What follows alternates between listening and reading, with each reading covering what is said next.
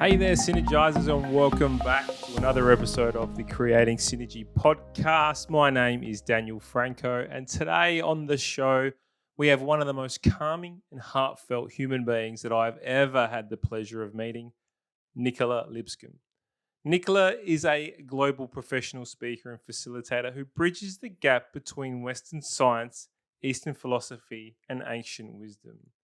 She's known for her ability to blend cutting-edge research and storytelling into practical and engaging tips that her audience loves. She is the creator of HeartWise Leadership, Powerful Listening, Powerful Speaking, and Friday's Mindful Moments, and works with leaders who genuinely care about putting their people first.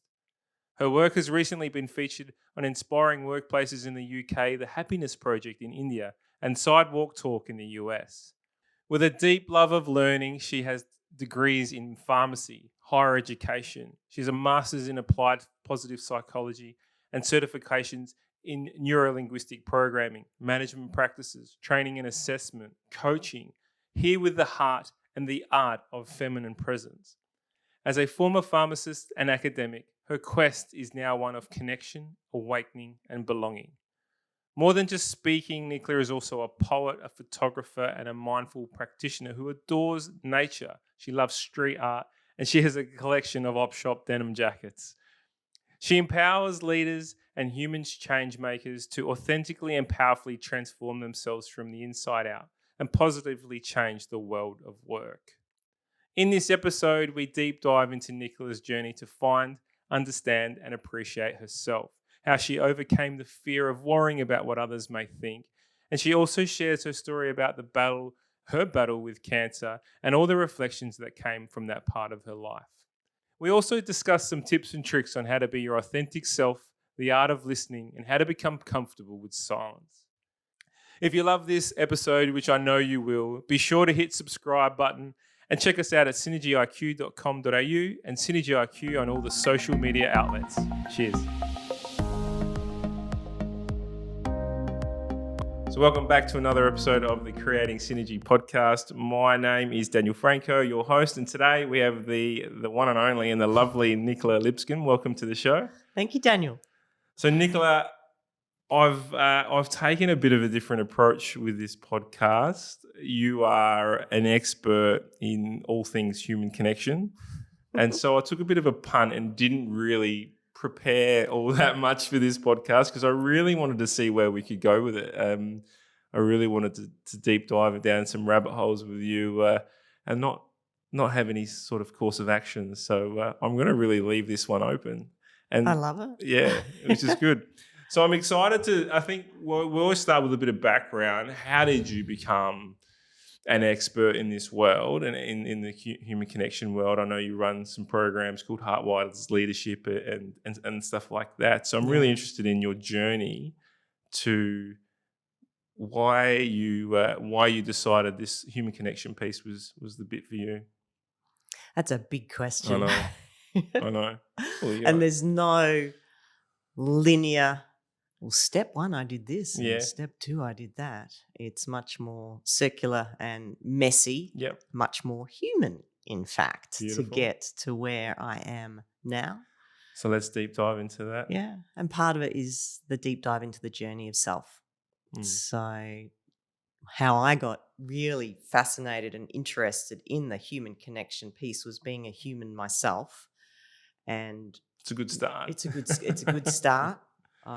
I don't believe I'm an alien. I do believe I'm a human or a spiritual being having a human experience, on this planet at this time.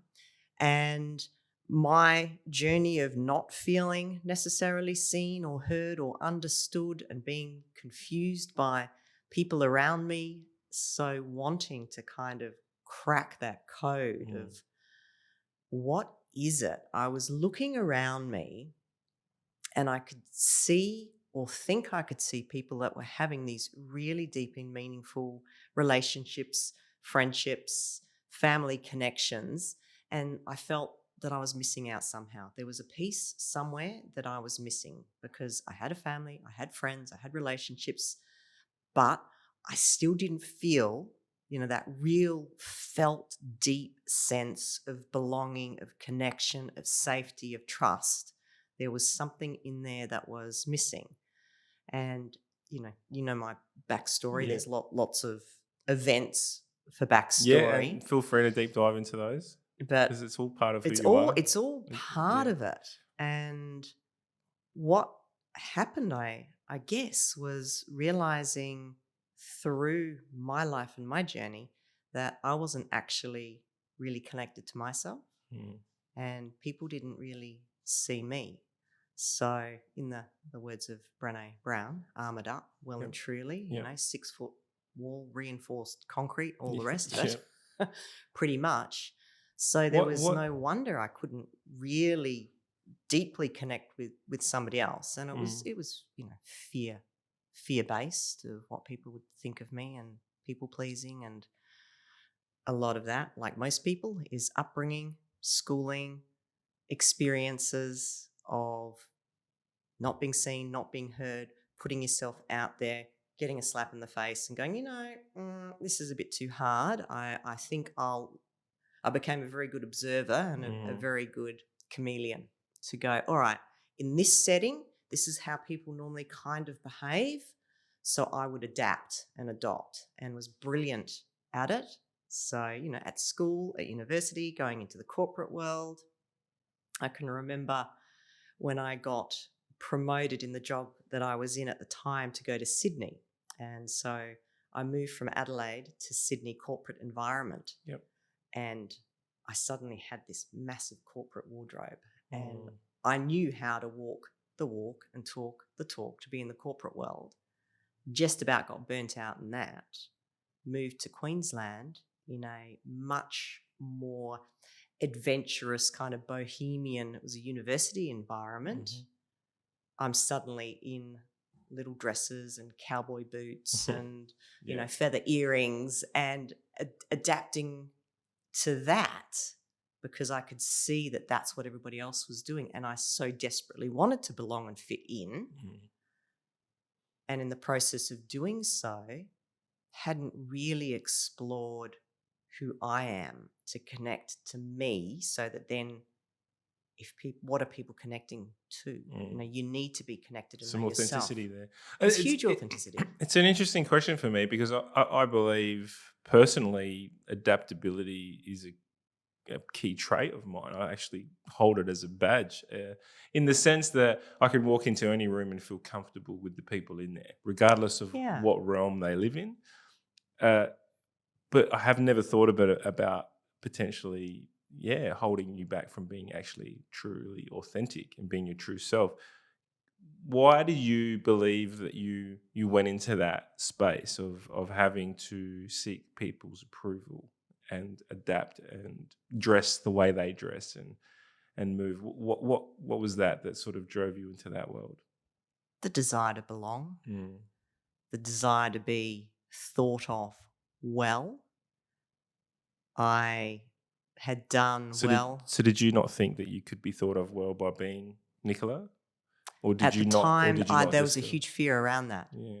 Because I guess my upbringing per se was very much around what I did and achievement. Okay, yeah.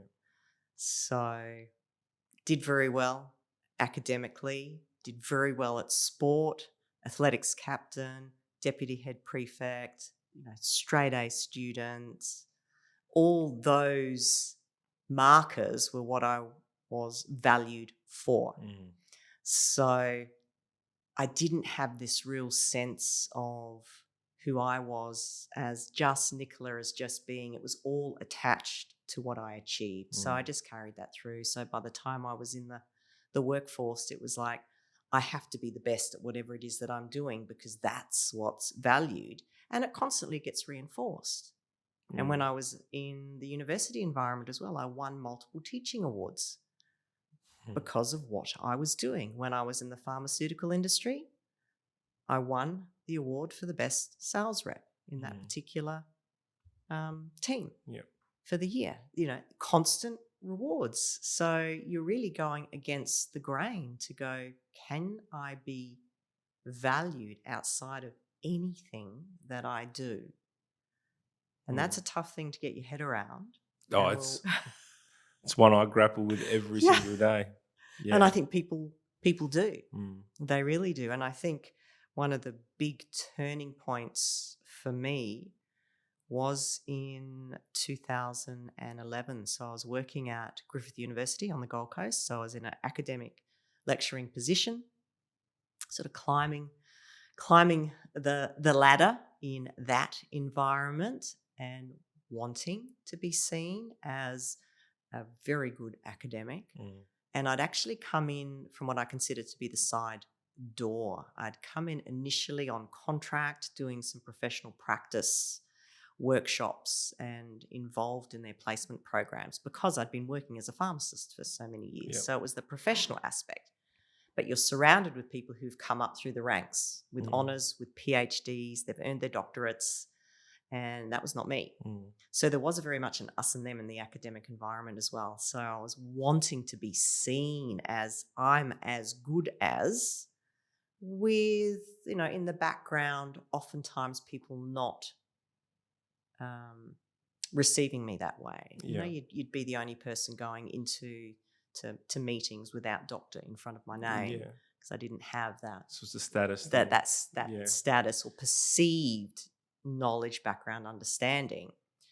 And it was January 2011, and I had 2 summer semester courses back to back that I was set to teach. So it was a large workload on my own. I'd come back from a 2-week adventure holiday in Cambodia, which I have to say was one of the highlights of my life. And that in itself, I went by myself, joined a group, nobody knew me, and I had a taste of, freedom. I've got only this much in my backpack. It doesn't matter what I wear. I may never see these people again. It doesn't matter. I can remember going on a boat cruise one day in my pajama shorts because my shorts were dirty. And it's like, I'd never done anything like that before. And being or feeling accepted by this group of people. So that was actually, hadn't really reflected on that much, but that was really quite a pivotal moment of experiencing that freedom and liberation and people responding to that positively. Being accepted for being human as opposed to for your achievements, right? Exactly. And I was being me. There was a freedom in that, and realize actually there's people here like me when I'm just me, and they don't even know what I do. There was people that had no idea what I did. So that was quite liberating. And then came back to the university and I had a cough and I was peed off because I knew I had to do all this talking with this lecturing, and I just had this dry hacking cough. I felt okay. So I finally took myself off to the campus doctor. Being a good pharmacist, I pretty much had the script in my hand going, here's a couple of broad spectrums. This is the one that I'm allergic to. Can you just do one of these? I just need to get rid of this. I thought I'd picked something up in Cambodia. And God bless her and thank you. She totally ignored me, sent me off for an x-ray, saying there's something about that cough that doesn't sound right for an adult. Came back with an x-ray and she called me into the office and we sort of threw up the x-ray, and there was this massive white opaque patch that was sitting in the middle of my lung in the x-ray. And it's like, I don't read x-rays, but one side looks completely different to the other. So there's that moment where your mind scrambles and goes, that's not normal, that's not there. The first thing you think of is cancer, which it was, and your mind's going, what else? I can remember my mind is going, what else? What else? What else? Could it be a cyst? What else could it be? It's some sort of infection that's grown into this, thing, and just scrambling and realizing that the most likely thing was a tumor, and then going through the process of having a biopsy.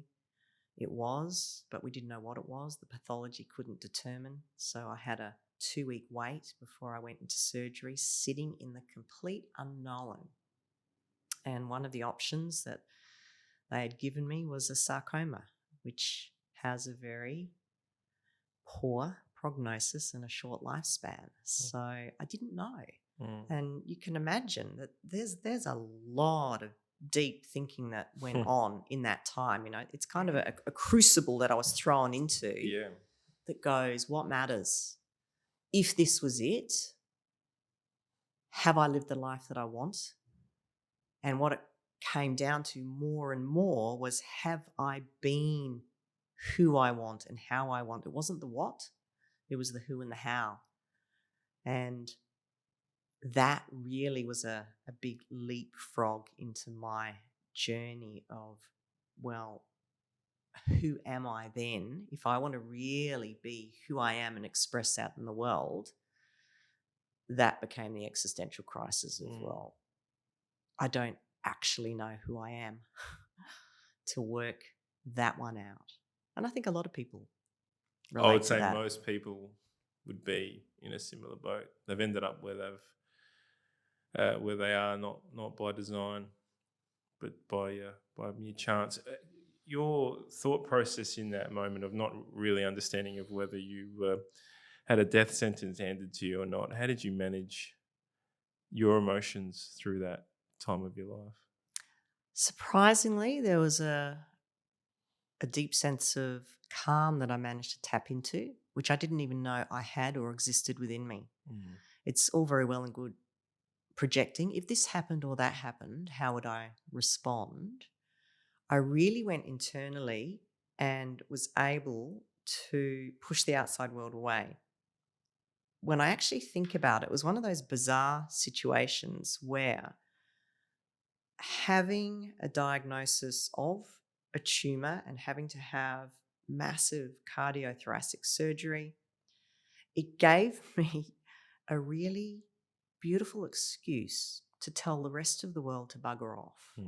I'd fallen into that. I was so tied into wanting to achieve and wanting to belong and doing the right things. I was really lost in that spiral, taking things on that was too much, feeling highly overwhelmed. And suddenly it was almost like I had the window opened to go, you can just tell people you're dealing with this. And in one sense, again, there was a bizarre sense of freedom.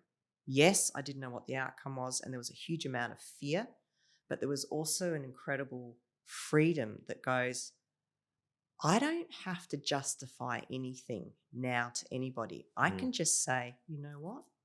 Dealing with a diagnosis, operation, healing. So it actually gave me an opportunity in that moment to start to discover who I was, what I liked, what I didn't like, because for every decision, it was like, do I really want to be doing this now, given that, you know, I might only have this amount of time? It really focused things. And I can remember journaling at the time as well. It was the real focus about work really doesn't matter. And what I'm achieving there doesn't matter. It really comes down to how I feel and the sense of aliveness. And I decided I wanted way more fun and aliveness and joy in my life. Absolutely. Yeah. There's so many questions that are coming to. I'm going to jump back to pre-tumor diagnosis, where you had this sense of desire to achieve, and you were seeking approval. They're common behaviour traits that we see in the corporate world every day, right? And I'd be guilty. I put my hand up as probably being one of those, or most definitely being one of those people that are really looking to achieve. There's a fine line between achievement focused and approval seeking as well, in the sense that I want to achieve because I want to create a community if there's a real purpose there. And then there's I want to achieve because I want people to see me in a better light, or I want to increase my status level. Why do you believe we seek the second more so than the first?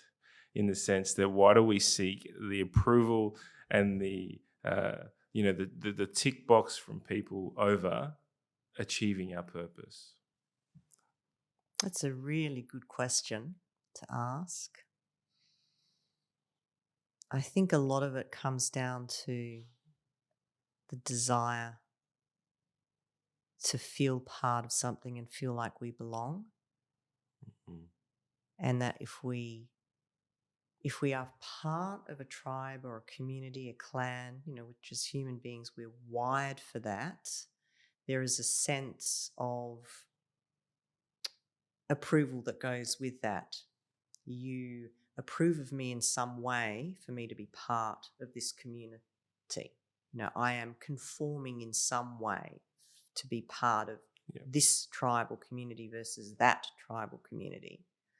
So I think in a corporate setting, we want to feel part of that team corporate setting. So we are seeking the approval of others to achieve that. Whereas, as you and I know, that true belonging actually comes from revealing the truth of who you are and being accepted for that. Yeah. But for most of us, we do the opposite because we believe that is the gateway to that sense of belonging. Why do we believe that is probably the deeper question. It's easier to achieve potentially. I think it's easier to achieve potentially. And I think it's the society and the structure that we have all grown up and been embedded in. Yeah. I don't know about you, but all my embedding in schooling and university and early on in career, I certainly had no coaching or mentoring or models from anybody that said, who are you? How do you want to express yourself in the world? What matters to you the most? And how can we meld that with what you're doing to contribute? That certainly wasn't a conversation that I had. It was all about the outcome. What do you want to be? Do you want to be in this profession, this profession? It was all about the what. So that gets embedded in us.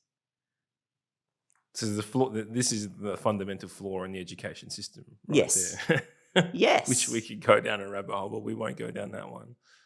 I mean, there are alternate educational models, that are out there that are coming through, but they're not mainstream. Well, they don't conform, do they? No. So this is where those human behaviors go back to, well, I want to do what the majority do. It's interesting. Well, moving into the time, so your recovery stage. Yeah. And your process back to work, what were some of the decisions that you made? Some of the decisions that I made were, I don't want work to be everything.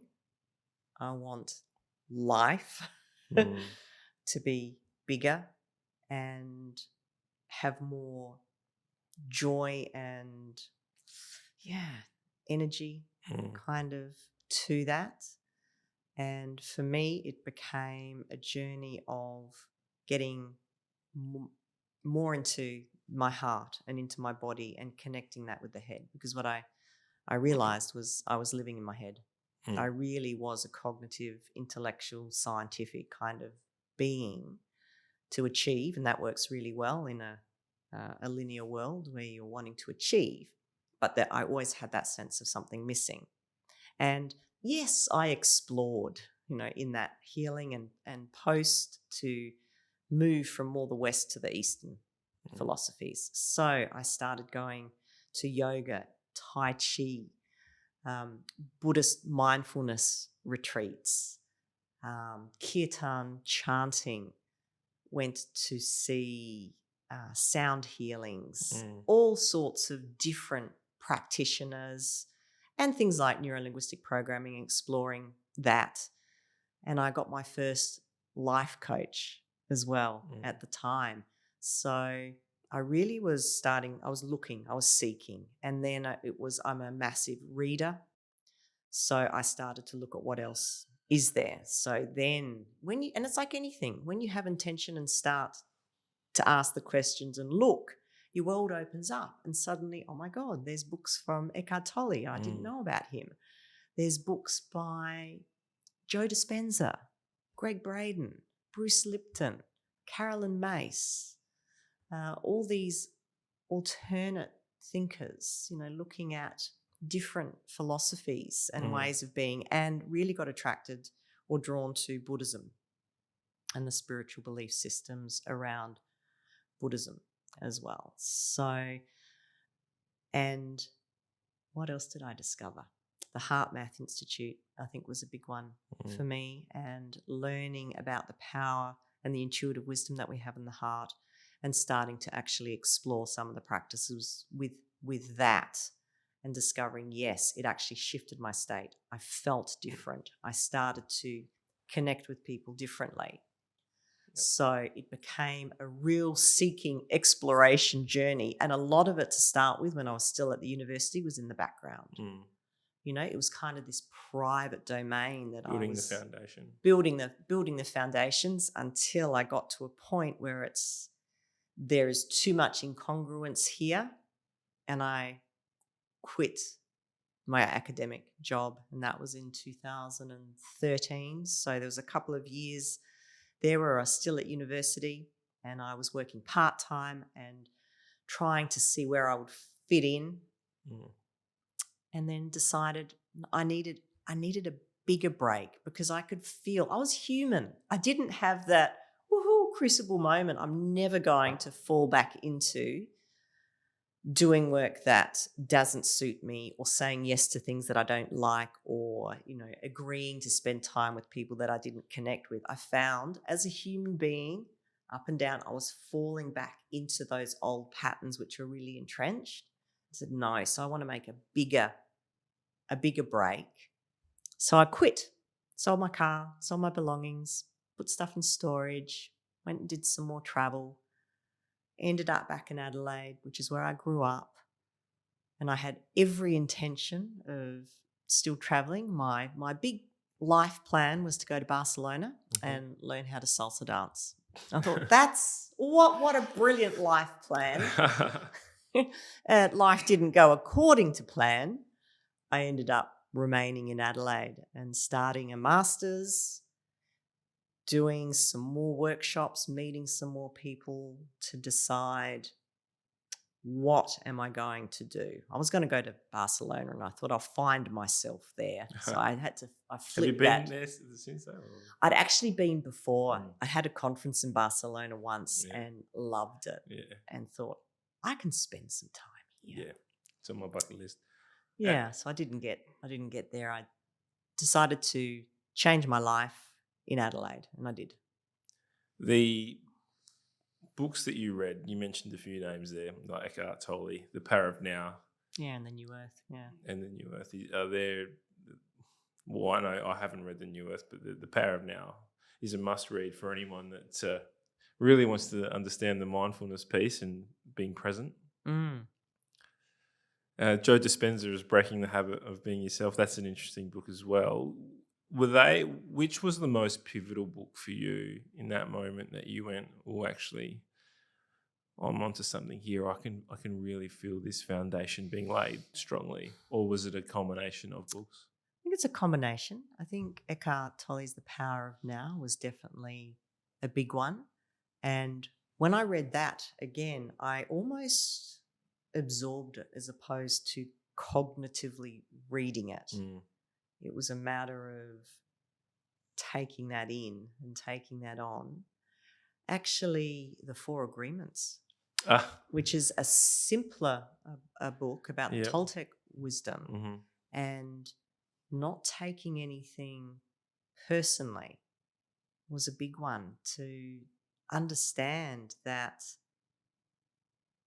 because I'd got caught into that egoic self of taking everything on and everything that everybody said. And I can remember having those 4 agreements up in my office at one point in time and starting to try and live by them. Do you remember what they You're were? going to ask me what they all are, Yeah. aren't they? Well, if you don't remember, so look, I'm running a podcast, right? And a big fan of I look up to the Joe Rogans of the world and the Tim Ferrisses of the world. And Joe Rogan definitely says that the 4 Agreements was the book that changed his life. It's the one that he reads almost yearly. I have just downloaded the audiobook actually, so that's why I kind of went, oh, it's funny you said that because it's one that I'm about to tap into. But if you don't remember them, that's fine. It's just I've heard it's done wonders for many people, that one book. Yeah, I know too. I don't take anything personally, and always do your best, but understanding that your best changes Yeah. as well. So therefore that brings in that compassion piece as well. That goes with Brene Brown's question of, do you feel like everyone is giving their best? I might have paraphrased that a bit, but it really is about how can you be frustrated with someone if you ask yourself that question, are they giving it their best? And if they are, then it's really tough to be annoyed at someone. Yeah.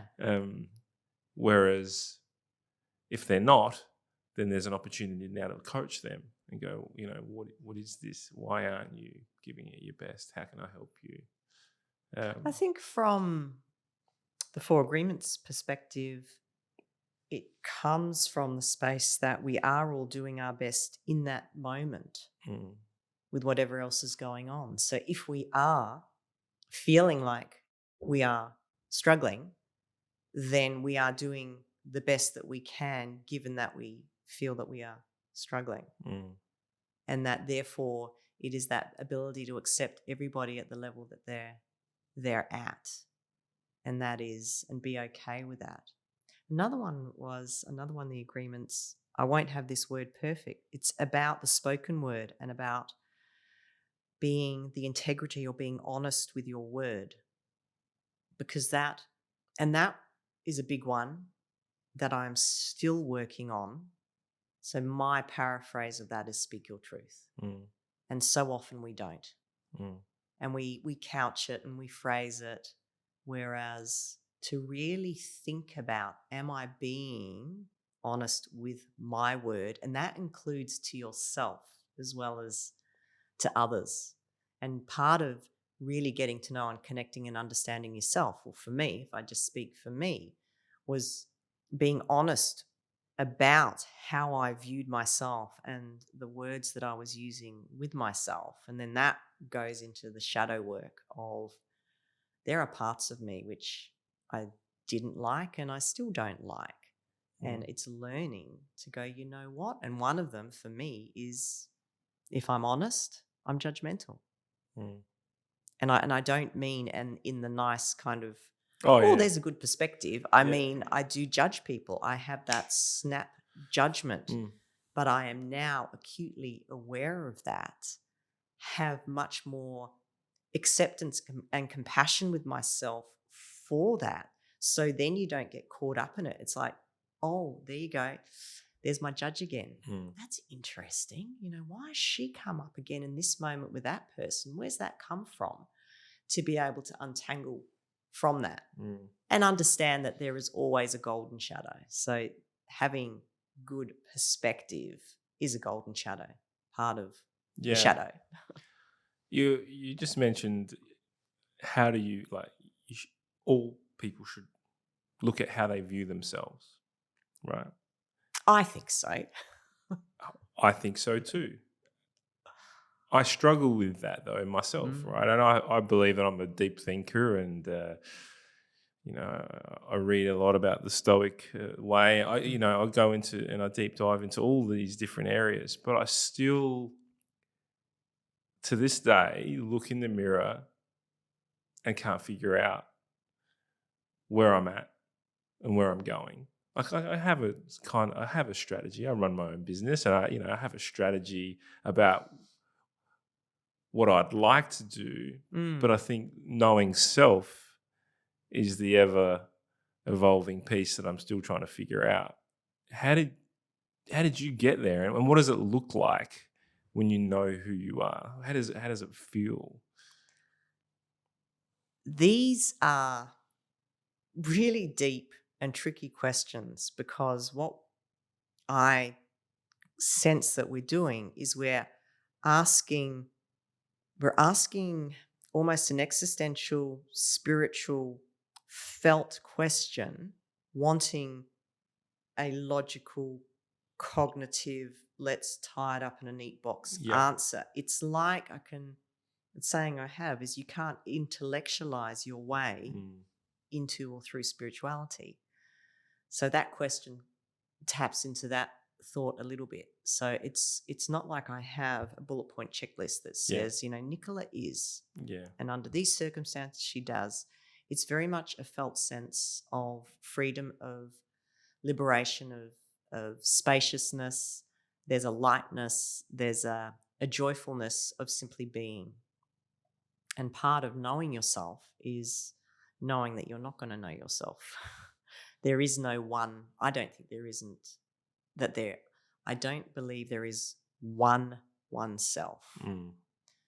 We exist, we are, there is that beingness that we have, and that we're also connected with a oneness that goes way beyond ourselves. So it's like we flow with that. So trying to put those labels on is tricky. So part of the finding of the self, I think, is actually realizing all the labels that we put on ourselves in trying to find ourselves, and then being able to remove those and go, I simply am. And in this moment, this is who and how I am, but I'm allowing that to come through. Did that kind of make sense? There is no answer. I think, but in a short sense, it's one that each individual has to find and be comfortable with. It's being comfortable. It's being comfortable with the being. And I think one way of probably making it a little bit more accessible is, if you had no job, if you had nothing to achieve, if there was no reason for you to earn money, that, kind of what those external things were, and you were just sitting on an island somewhere, who would you be? What are the qualities that would come to the fore? Because you're not trying to do anything. Yeah, it's a pondering question, that one. And Daniel's not going to ponder it right in this moment. Well, I could. I don't think most people would want to hear me go through what's going on in my head right now. My head feels like a whole bunch of yarn that's all mixed up and messed up at the moment. Just trying to straighten that out. But I think we're all in that space. We're all in that space, but part of it is the story and the illusion that you have a ball of yarn that you have to untangle, as opposed to keep going back to ourself sits, way behind all that. It's more that presence, that beingness. So are you saying that the ball of yarn is the way it should be? I'm saying the ball of yarn is more the external, if you want to call it the ego self. Yeah. And we actually are not that. Okay. So you're trying to untangle something which isn't you anyway. Oof. I know, it's going. I'm also reading a book at the moment called No Problem, No Self, which is about the illusion of self. Yeah. And that our self is actually a construct. The ego is simply a construct. And that we don't exist as a self. So I'm still getting my head around that one. Yeah. It's about going beyond that and connecting to a larger, if you want to think, consciousness, and that larger consciousness informs our consciousness, and consciousness creates the matter. That one's my brain hasn't got the capacity to hold that information right now. Why do we always go back to? Okay, I'll use this example of the achievement focus versus achievement for approval and all the above. And you use the question, if you're sitting on an island, or use the statement, if you're sitting on an island, who would you be? All these brilliant questions come into play. We're really trying to understand each other. We're really trying to understand what our sense of purpose is, where we want to be. But society always comes back and hits us square in the face and says, you need money to be able to achieve something. You need money to be able to experience stuff. If you want to travel the world, if I want to go do the Machu Picchu trail or whatever it might be, I need money to do that. So we're always hit square in the face with, you can go and be whoever you want to be, but you're not going to be able to experience anything outside the realm of where you currently live without money. That's the issue that we always keep coming back to and falling into. How do you deal with that? What is your answer to letting go or understanding how much you need or you don't need? I guess it's finding the middle road at the moment. I'm on a path. I've got a long way to go. And I would describe where I'm at the moment as the middle road, the middle path, where I understand that I do need that income, the fiscal exchange, to be able to operate and survive in the structure that society has at the moment. Not that I will always agree with the structure that society has, but I'm in it. And I have enough of a sense to know how to operate within that and enough experience to know how to do that. And combined with that is, well, how do I want to be within that? And when I can come back into more that state of being, and in that state of beingness is where our creativity arises from, and what am I, or where am I most creative, and where does that match somewhere in society that I can offer a service which is going to be helpful, useful, so that I am being myself in what I am creating to offer, and then have that fiscal exchange occur with that. And I am on the path of that in the middle road at the moment. So the idea in its purity would be, what is it that would come through me that would be absolutely me, and that there would be a community, an audience for whom that would serve. At the moment, it's a bit of both. Of, I know what the corporate society in particular are needing and wanting, and I can match that. And I am bringing as much of me in the how to shift what's happening externally as well, to help people within those settings realize that they can be more of themselves. So we don't have to go from A to Z, but if I'm nowhere near Z, I'm probably about C. Long way to go, but I certainly feel like I am present within myself in any interaction that I have, which includes in the work that I do. What you experience and who you hear and what you see is far more aligned with what lies behind. I'm not trying to impress. I haven't got the plan that says I've got to make sure Daniel knows this about me. It's purely in the moment and trusting and bringing everything that I am and all my experiences together. And it's trying to translate that more into the work that I do as well, that it's framed up, but it has so much of me and my energy infused in that, and people can feel that. And then helping people to come back into themselves, into their bodies, to feel into their hearts, so that what they are doing becomes more aligned. Because when you do that, often you will realize, actually, this just feels more me, and I'm getting a better response for that. So if I've got this choice, a choice point, we have constant choice points, why don't I do that? And it might be an example for you in running a podcast, is you might have two people come to you wanting to be interviewed.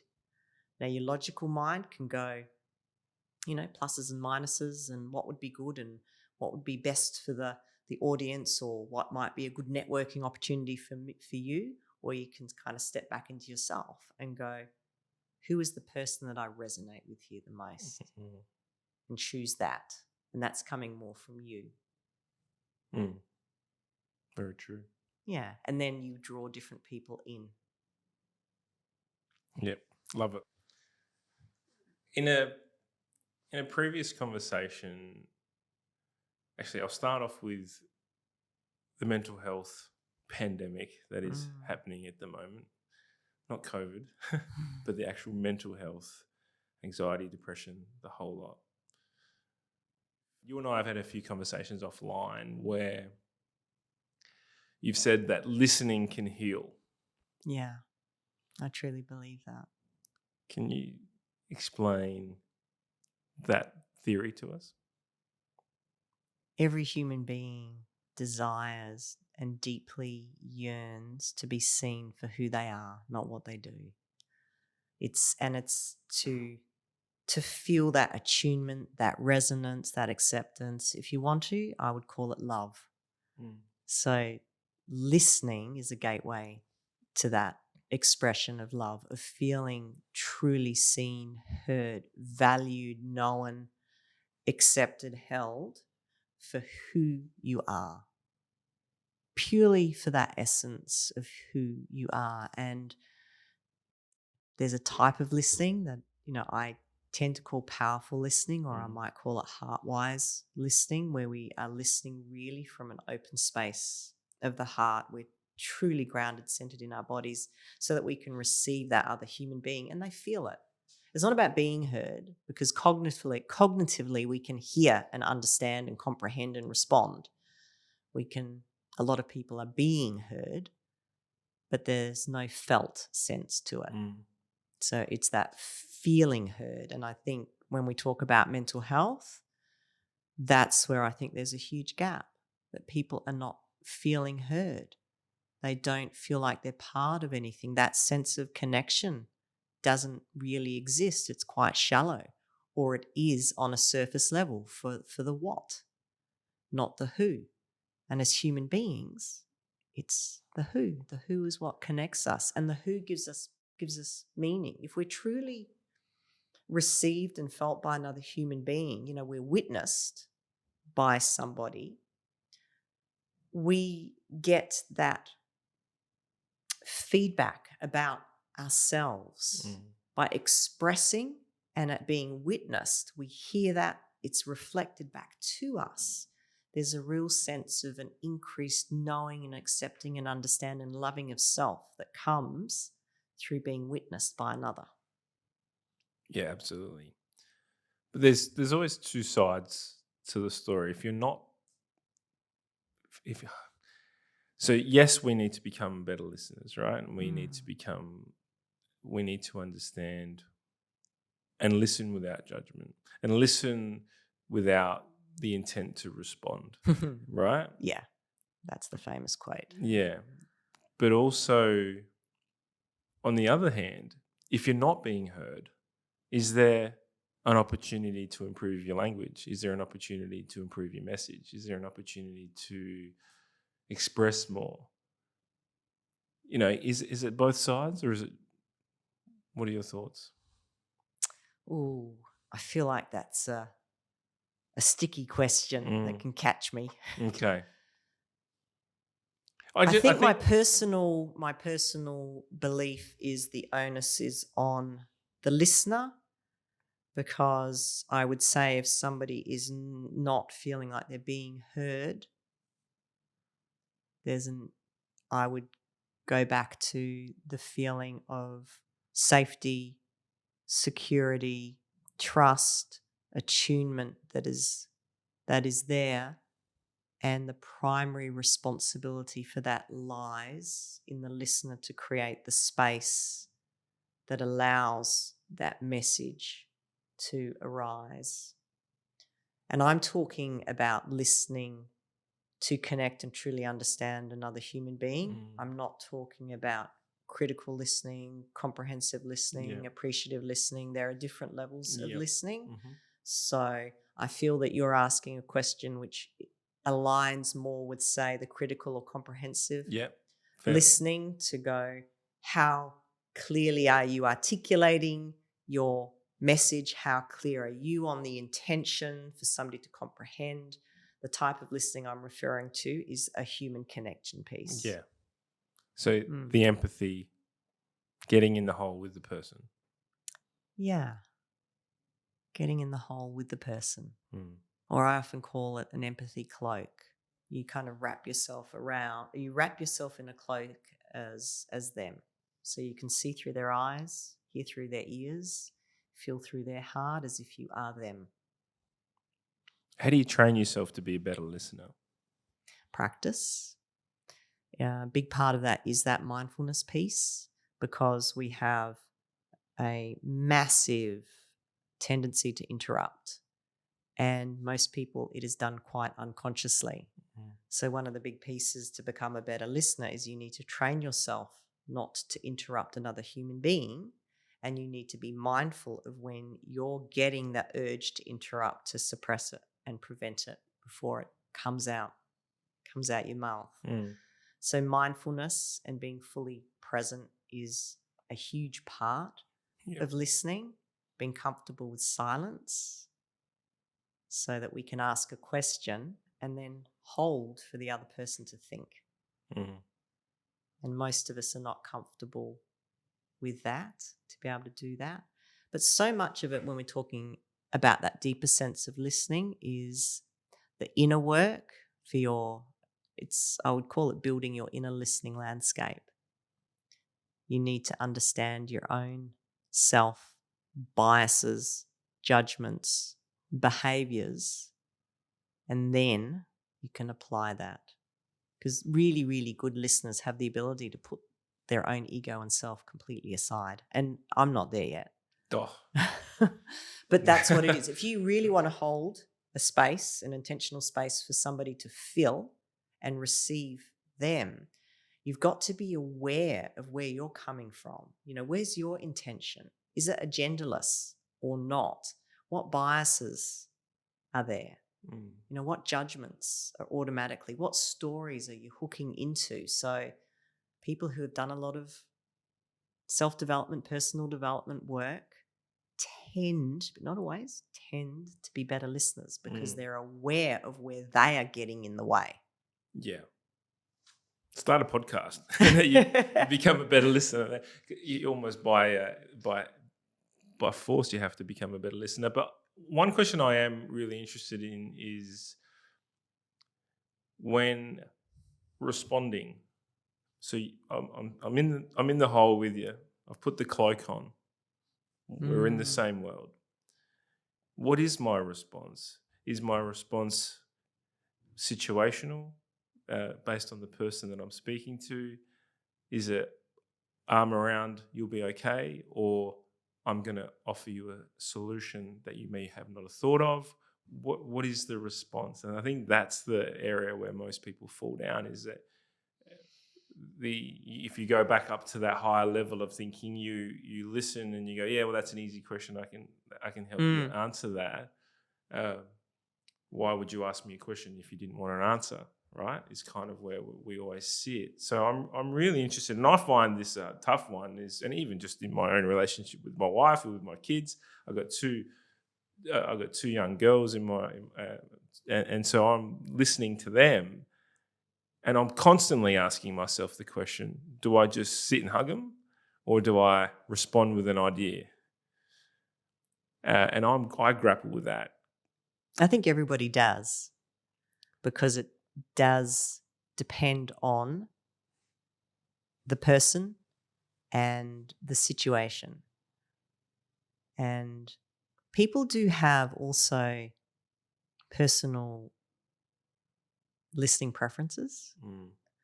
So for some people, for them to feel heard, they really want you to say nothing, but they want to feel you. They want constant eye contact.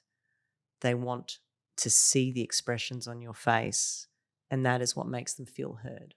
For others, they want an element of reflection that goes, what I'm hearing is, I'm getting the sense that, and even those two can be, sometimes people would want more of, don't tell me don't reflect back to me what I'm saying, because, I just feel like you're being a parrot. Tell me what you're sensing that I'm sensing. So you can say, look, I can sense that you're feeling whatever it is. And that makes people feel okay, because that's going at a deeper level. And a lot of people, part of the listening is helping them go to another level. So it's not often offering a solution, it's offering another deeper question to give them the opportunity to find the answer. And with family as well, when you can have the conversations with people about, outside of that listening conversation, you can have conversations about how people prefer to listen or how they feel, to unpack things, to go, the other day when you were really upset or frustrated with that, and I said this and did that. How was that for you? Get some feedback. And get some feedback there. But part of listening is reading other people. It's being able to sense that they do need a physical touch. They do need you to come in and step in. And what we do is, when we're learning, is you just constantly read and moderate your approach.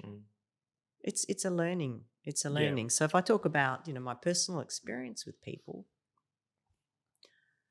I tend to not give advice and fix.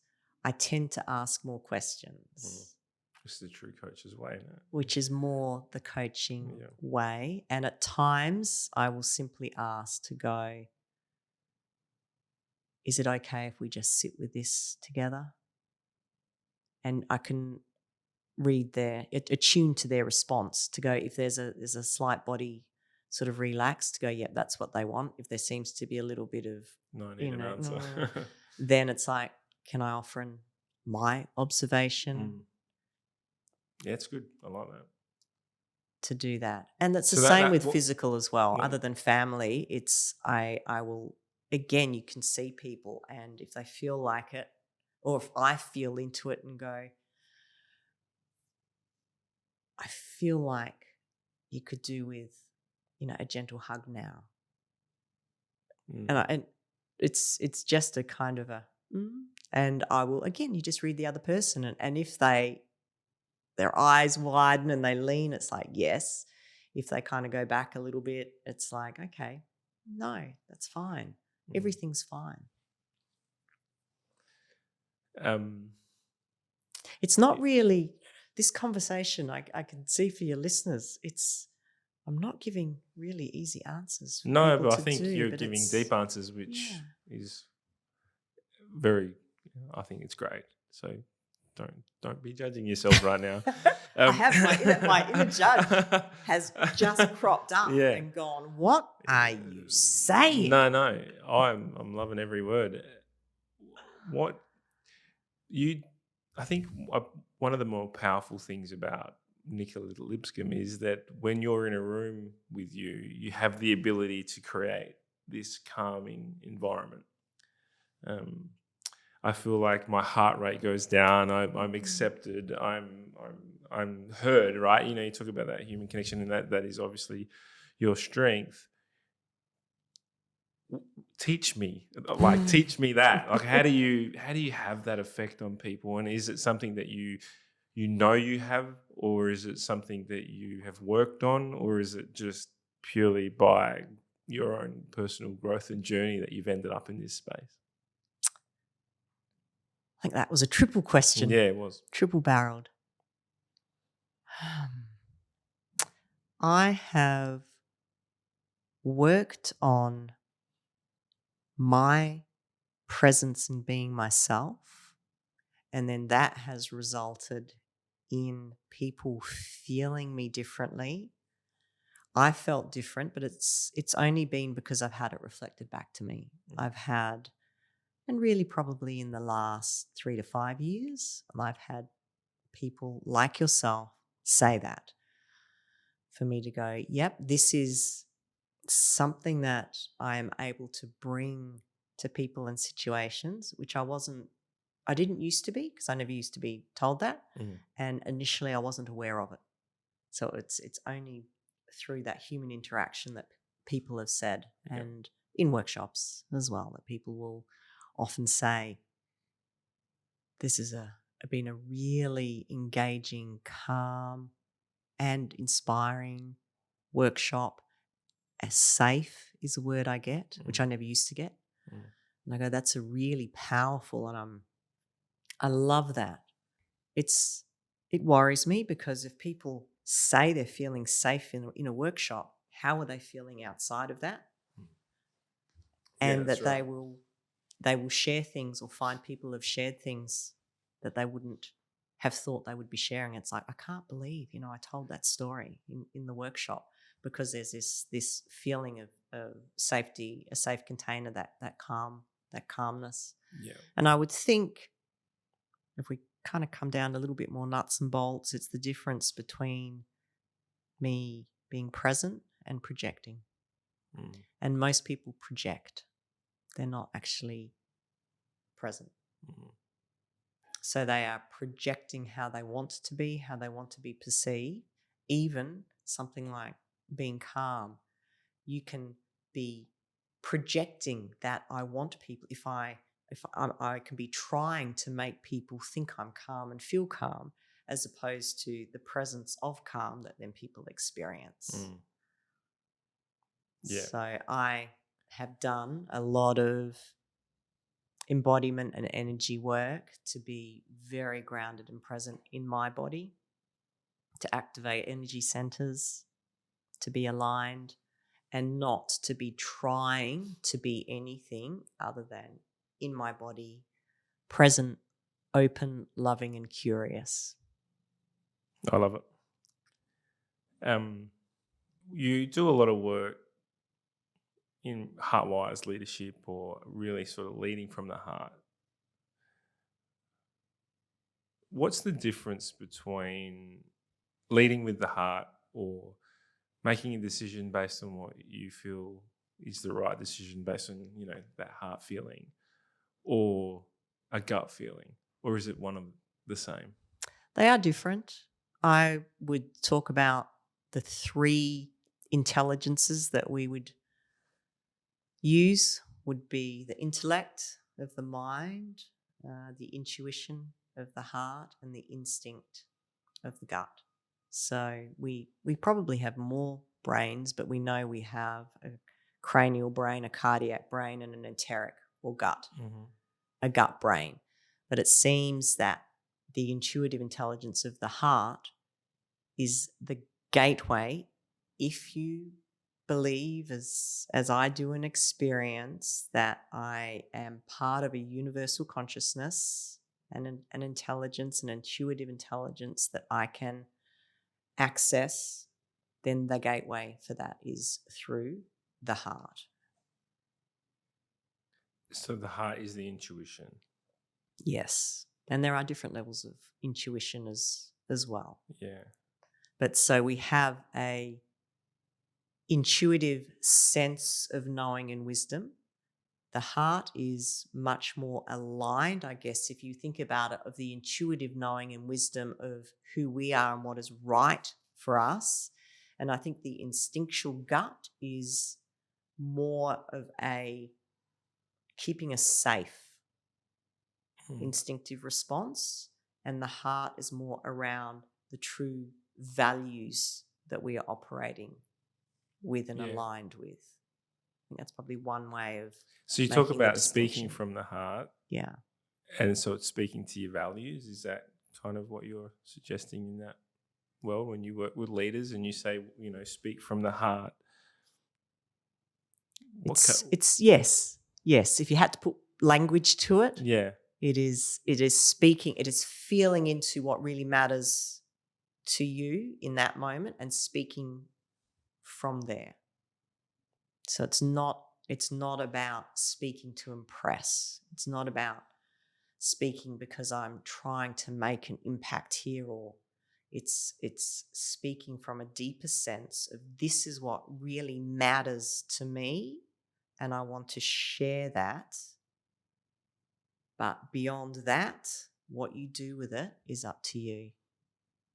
So if you're working with a leader, coaching, doing leadership programs, whatever it might be, and they got a team of 20 people underneath as part of their team, and they're the ones who are keeping these people in check and in the right direction, following the strategy, meeting their KPIs. How do you have those conversations from the heart? How do you say, this is what's really important to me, you need to hit these numbers? Or are they not correlated? They need to work together. Numbers is, cognitive. Yeah. So it's a paradigm shift for people in leadership, whereas I don't want people to be operating from numbers and KPIs. I want people to be operating from that real humanistic, people-focused, what really matters, what do we value in achieving here? And once we're clear on that, okay, brain, mind, cognition strategy, what is the best strategy to do that, but not starting necessarily with strategy. Okay. So it's not that we dismiss strategy and KPIs in the corporate world and in the structure of the world that we live in now. Who knows what will happen in 100 years' time, but at the moment, that is the structure that we lead and live within. But it's leading from the people and the heart and values, and then how do we achieve that with the mind, and then checking in on a regular basis with the heart to go, all right, is this still aligned, or are we moving off track? Have we got caught in the KPI and the numbers and the strategy and lost sight of what's happening at a human, people, heart-focused world? Because there'll be a felt sense with the numbers as well, and the process, if we are operating from a truly heart-based paradigm. But I'm not saying ignore the head, but I'm saying bring that in service of. Yeah. Just work the other way around. Just work the other way around. And so in a corporate speak, that's really values, purpose, meaning. Yeah.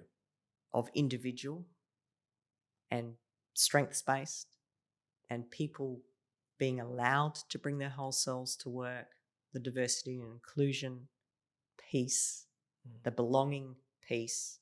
And now, collectively, we can be actually much more creative about what we're trying to achieve and go, all right, mind, brain, you can come in now. So is that your typical, is that the typical work that you would do with leaders? Because you obviously do keynotes, you work with leadership teams, work with if I'm a leader of a business right now, listening in and going, oh, shit, I'm loving every single word that Nicola's saying, what am I calling you for? To come and do a HeartWise Leadership program, which starts with self. So it's developing and understanding yourself so that you can actually access the different intelligences that you hold, the different points of wisdom that you hold, so that you can utilize that. So there's a whole lot of training and practices around developing yourself and then looking at how we can embed that within the organization. But it always, know thyself. It always, always, always starts with the leader as a self and their self-development. And I'd call it a HeartWise journey development, which takes the programs are at least start at 6 months to be able to do that, to really dive in. It's not an overnight fix. It's not an overnight fix. And with the coaching that goes with that, because once you start, you've experienced this, once you start to change yourself, people relate to you differently. New information becomes available, things shift. So what you think you're wanting, even for a project, at the start of a project, shifts because you shift. So your perspective shifts. So you see things differently. Yeah. So you approach something differently. So a different idea comes and a different opportunity comes. Yeah. But you couldn't have strategically, cognitively planned for it. There's a little bit of allowing for emergence. Hard concept for a lot of leaders, but it's change, and it's allowing for that emergent positive change. Yeah. It's amazing when you learn these methodologies and you take them on and you introduce them into your everyday life. It almost becomes as if I didn't know this before. Like you almost ask that question, how did I not know this? I almost feel stupid for not knowing this before.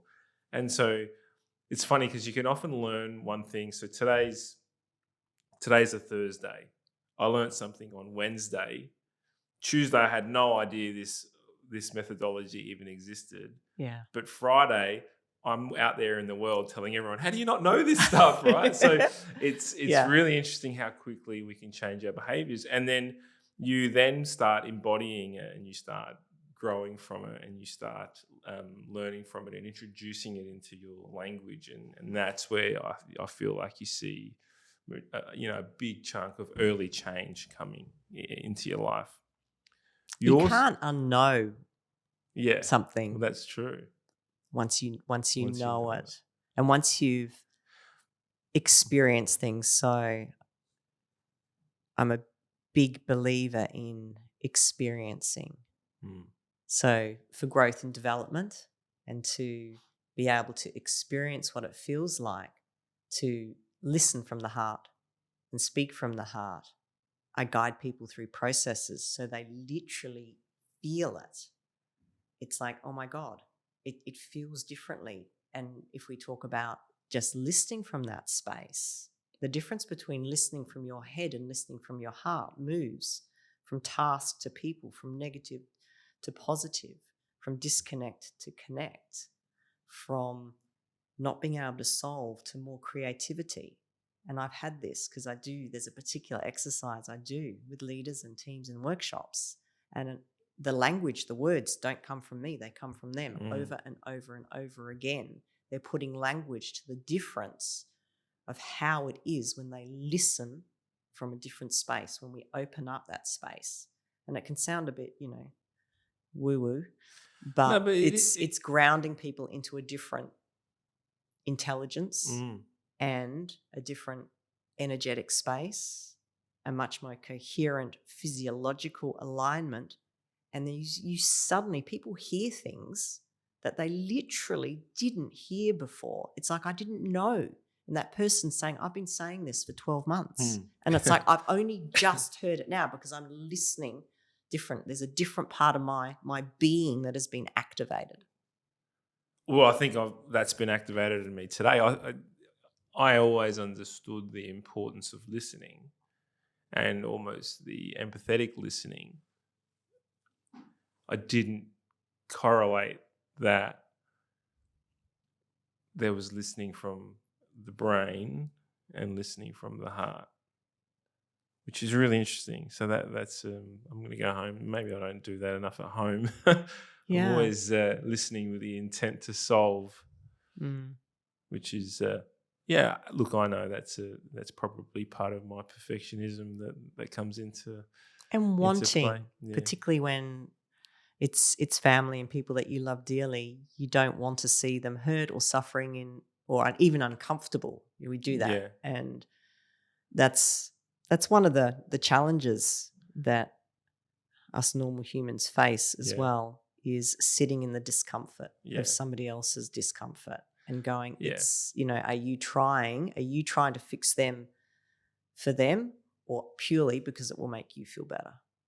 Oh, it has to be because you feel better. I think I'm okay with people being uncomfortable. I'm absolutely okay with that. What I'm not okay with is things moving slowly. Right? Okay. So it's that's your discomfort. it's the speed of it all. It's like, hang on, this is something we've talked about. This is something that we've worked through.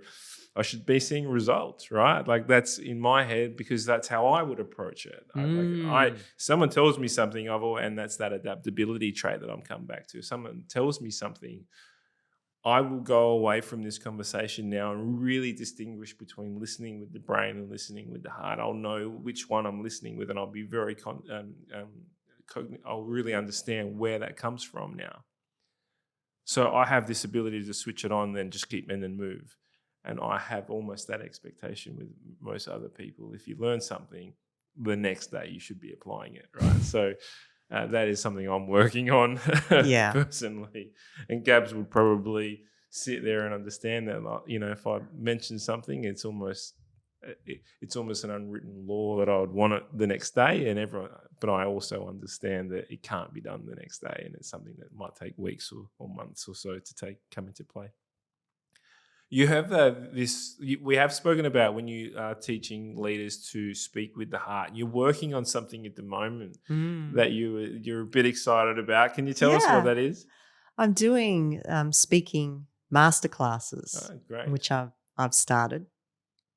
And it's using those concepts that we've been exploring today about really changing the inside so that the way that you speak really comes from a deeper place within. It's far more authentic. Your voice changes. It has a deeper resonance to it. And part of that speaker masterclass, we really dive into creating your own speaker archetype. Oh. So I don't have set speaker archetypes because everybody is different, but we really look at who you are, what your character strengths are, what you value, and the purpose for you as an individual wanting to speak. For some people, it's about speaking on stage. For some people, it's wanting to be taken more seriously in a meeting. For some people, they have to present to the board, so they want a sense of authority.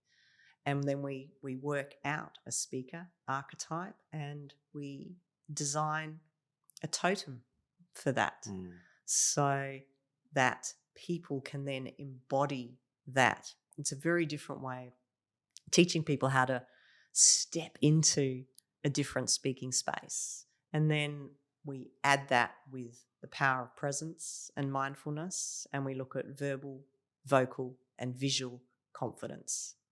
So I'm using my experience and my journey of growth, awakening, and being embodied and present, and combining that with my professional speaking experience, training, expertise to sort of marry the two together. So it's all about speaking from deep within and owning that by creating an archetype that you can really visualize and step into, which is authentic. It's not, creating something. This is you as a speaker with some of the tools around to help people do that. But it is not about structure and PowerPoint and hooks and it's find somebody else to do that. But if you really want to change who you are and how you show up in the moment to really engage an audience, this one. That's what I'm. So the totem, is that like an animal type? Is that what you're referring to? A symbol. I'd refer it to it as a totem. So it can be an animal, or in the last workshop I do, one of the women in the workshop, it was a universe of stars. Okay. That was the image that for her really, really worked. Mine's a panther. Okay. So there's the strength, there's the fluidity, there's a calmness, but there's also an element of ancient mystery for a black panther. So that is the animal that I embody when I'm really wanting to be present and speaking, and for me from stage. You can almost just see the grace of that panther just walking up on stage, can't you? I love it. Look, we're well over the hour mark now. My goodness, that's flown. That has flown. So we finish off the podcast with what we call a rapid fire question. I'm not going to hold you to quickly firing through these. We can deep dive, and they often ask. I often ask more questions out of it. So, but we are big readers, and we've talked about the Eckhart Tolle, The Power of Now, and Joe Dispenza, Breaking the Habit. We also talked about, is it Miguel? Jean. No. Miguel Ruiz. Yeah, Miguel Ruiz, The Four Agreements. What's one book you're reading right now? No Problem, No Self. No Problem, No Self. I think it's Michael Niebauer. Okay. And it's where neuroscience is catching up with Buddhism. Interesting. Very interesting. Yeah, so that's the concept of no self. So when we have a concept of no self and understand it's all a construct, then we have no problems. Yeah. That's so brilliant. it's a mind bender. And I am loving it. And what is the most, other than those three that we've just mentioned, or are they the most recommended book that you've gifted or told someone to go read? Or what's some other books? From Understanding Self is, I think, where I want that answer to come from. Is what is one great book for understanding self or thinking differently about self? There's lots. I do like Brené Brown's books. So all of them. Yeah. I think. The Gifts of Imperfection for me was... There was one before that. I think that was... Yeah, there was one before that, but I'm not sure if it was one of the best. Which was... I Thought It Was Just Me, or... Could be. Something. Michelle I should know. Michelle would know. Yeah. The Gifts of Imperfection is a beautiful one of understanding that we are all imperfect and that is okay. Louise Hay, You Can Heal Your Life, was a powerful one as well, which I think that the idea that we are way more empowered than we think we are is a big one. That's right. We'll leave it with those. Do you listen to any other podcasts? Because obviously you listen to the Creating Obviously, I would listen to this one. I actually don't have a particular podcast. I dip in and dip out of lots. Yeah. So I'm actually not going to answer that. Okay. If you could invite 3 people to a dinner, dead or alive, who would they be? Buddha. Yeah. Mary of Magdalene. Oh. And who would I like at the moment? Gosh. Oh, Russell Brand. Oh, how good's Russell? Why Mary Magdalene? What's the connection there? Again, there's a very powerful book I read by Megan Watterson called Reveal. And she talks about the lost gospel of Mary. Okay. And it's the gospel according to Mary. So it's the missing feminine piece and the power that we have within us to be connected with the divine, and that we are not separate from the divine. The divine is within us, and it is in our hearts, and it is love. So that really resonates with me. Absolutely. And again, the whole, I would just fascinated by Christianity and Catholicism, what's happened and how it's the patriarchy there versus the feminine, which has been pushed aside but is coming back. 2,000 years later. You had access to a time machine. You could travel forward, back. Where would you go? Somewhere in the world where I could experience being fully connected in a culture which is connected with Mother Earth, some shamanic kind of, where I could have those experiences of being completely connected with the spiritual world and Mother Earth. So whether that's in an Amazon jungle somewhere or in Peru, somewhere like that. The idea of no technology is quite nice. Yeah. It? And living that life of pure connection with nature and the natural world and in flow with that. Yeah, that's lovely. So if you had one superhero power, what would it be? I had one superpower. Or if you could choose one superhero power.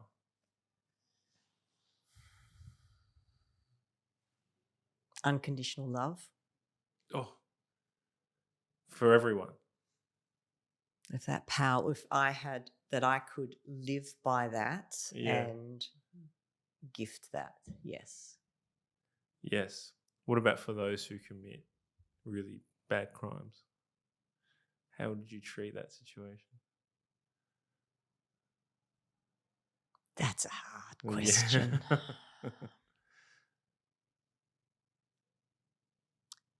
I'd want to be able to separate the essence of the human being from the crime, and it doesn't take away from